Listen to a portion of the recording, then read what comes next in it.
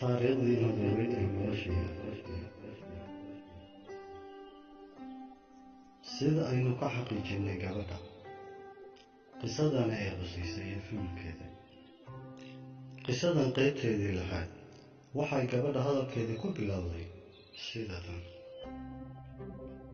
run ahaantii markii odayadii ay go'aansadeen sidaa, hooyo waxay ku qasbanaatay in annaga gacanta ayna soo qabsato, waxayna nala soo aaday hoosteejada baabuurta ee magaalada Dhobley.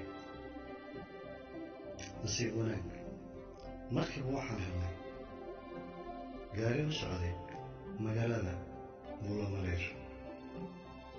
run ahaantii magaalada Buulo waa magaalo istaraatiiji ah oo gabaarida u socda jubbooyinka amaba koonfurta hoose ee Soomaaliya sida Kismaayo, Jilib, Dhobley iyo nawaaxigeedaba aad ay u soo maraan.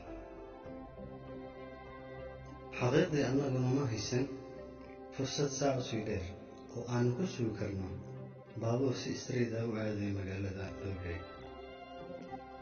sidaa darteed annaguna danta waxay nagu qasabtay inaan u socdaalno magaalada Buulo si aan subaxdii ugu helno gaari sii aadayo magaalada Dhobley.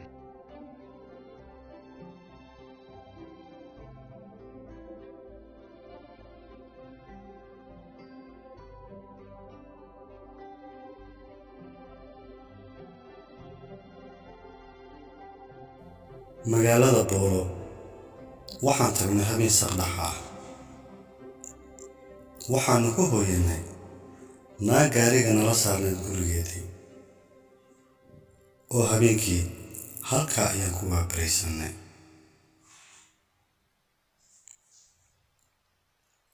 subaxii xigtay ayaa waxaan soo helnay gaari u socda magaalada Dhobley.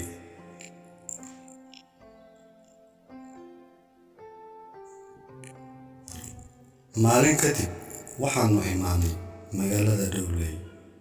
nasiib wanaag, waxaan la kulannay qolo yuucan ah oo meesha joogaan, ayagoo weliba tirkoobayo dadka meesha ku sugan ama soo galootiga qaxootiga meesha ahaa.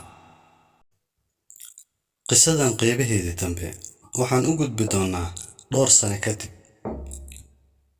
sababta ay gabadha gurigooda uga baxsatay, dhibaatada ay kala kulantay magaalada Nairobi, iyo waxa ku kalifay isku dayga dil ay ku damacday in ay ku disho wiil iyadoo weliba sun siisay.